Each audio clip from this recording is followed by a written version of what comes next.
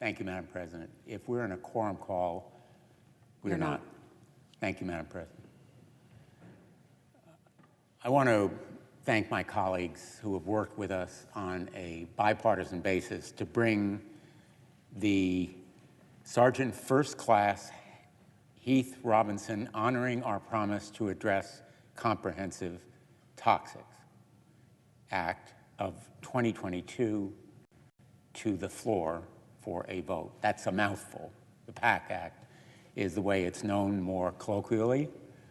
The PACT Act is a profoundly significant measure. It's a milestone in our dealing with the health and benefits that our veterans deserve. We know that the modern battlefield is filled with toxins and poisons that can cause grave injury. And many of the afflictions that result from those toxins or chemicals are manifested only years after a veteran leaves active duty service. In fact, cancer, hypertension, skin disease, the list is long, and so are the number of years when the illnesses can arrive. They are latent, they are hidden. Like many wounds of war, they are invisible at the time. But these brave men and women who serve us on the modern battlefield experience them at higher rates because there are more of those toxins and chemicals. And we've seen them, for example, in the burn pits. One of my sons, a Marine Corps officer in Afghanistan, saw them firsthand, described them to me, and worried about the effects on him. So far, he is fine. But the years ahead are an unknown for him and for countless other men and women who may have been exposed. In fact, they may not even know that they've been exposed to these chemicals and toxins.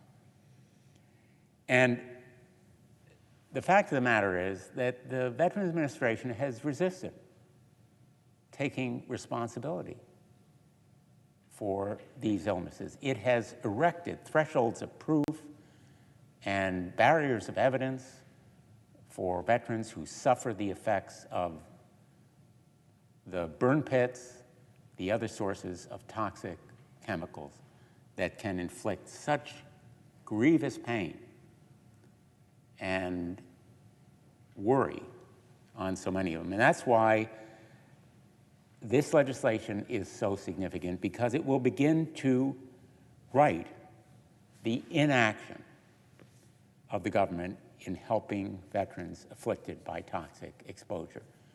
We have been here before. We have fought year after year after year for veterans who were afflicted with the results of Agent Orange over the resistance and the opposition of the VA. And even after we passed the measure, righting those wrongs, the VA resisted implementing the law.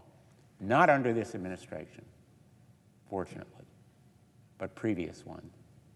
And I am immensely grateful to this VA for its seeming support of this measure, but I am most grateful to the veterans themselves, the veterans service organizations that have been at our side and have had our back, including the Iraq and Afghanistan veterans.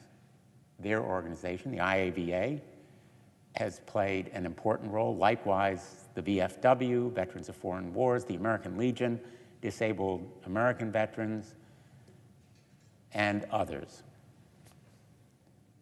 They are among the main movers who deserve predominant thanks. But Chairman Tester and Ranking Member Moran and our counterparts in the House Committee on Veterans Affairs have been instrumental in this measure. In fact, I worked with Senator Moran on this issue when I was the ranking member on the Veterans Affairs Committee. And he saw, along with me, the importance of moving forward on this issue. This inaction has affected countless families, like Sergeant First Class Robinson's family. I received a handwritten note from his young daughter yesterday urging me to vote yes on, quote, my dad's bill. Well, let there be no mistake, I am going to be voting yes on this bill, and I hope that my colleagues on both sides of the aisle will overwhelmingly join me in voting yes. And I want to say in particular how proud I've been to lead legislation along with colleagues like Senator Tillis to advance particular causes of groups of veterans who have been specifically affected. For example, the Palomares nuclear accident in 1966 caused huge suffering and pain to men and women in uniform who were sent to clean up a crash or a release of bombs. They didn't explode, but they were nuclear weapons, and they had to be cleaned up. The remediation exposed those veterans to radiation, and the PACT Act will provide them with much-needed relief. Similarly, there are an estimated 16,000, that's right, 16,000 United States service members deployed to a base in Uzbekistan known as K2.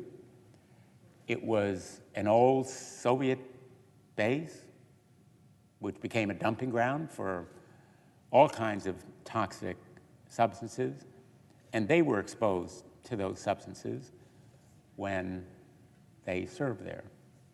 Now, the old Soviet Union didn't care much about its people. Russia, not much more about its people in uniform.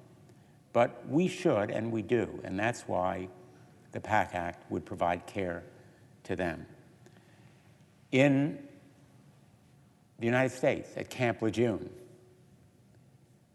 many of our veterans and their families were exposed to toxins in the water supply. They've been left without any real recourse. My friend and colleague, Senator Tillis, and I worked together on legislation to help these thousands of veterans and their families impacted by those toxins at Camp Lejeune. It was an uphill battle. We had to overcome a lot of resistance. Again, some of our VA friends didn't see it our way, but my feeling is that we had to fight as tenaciously for those Camp Lejeune families as Marines do for us. The PACT Act essentially regards these kinds of illnesses and inflictions as part of the cost of war. And it puts the presumption of service-connected cause on the side of veterans, because many of them are making claims after the fact, indeed well after they have left the battlefield. The proof is much more difficult for them to make and much easier for the VA to resist. So the burden should be on the VA to prove that these illnesses are not service-connected, not the other way around. The presumption has to be in favor of the veteran. That's the basic fairness here. And it levels the playing field so that veterans have a fair chance at making sure that they receive the health care and the benefits that they deserve and need. I'm proud that this measure is bipartisan. It is long overdue, but it moves us in the right direction, and maybe it helps to prove that we can continue to work productively together. Certainly, as to veterans, we need to do the right thing in recognizing these costs of war. This measure is not only an important milestone as legislation, but it also represents an opportunity to educate our country about invisible wounds, about brave men and women who serve in combat and come home without necessarily a visible wound, but experience a different kind of hardship and burden. Their sacrifice must be recognized. They need health care, and they deserve it.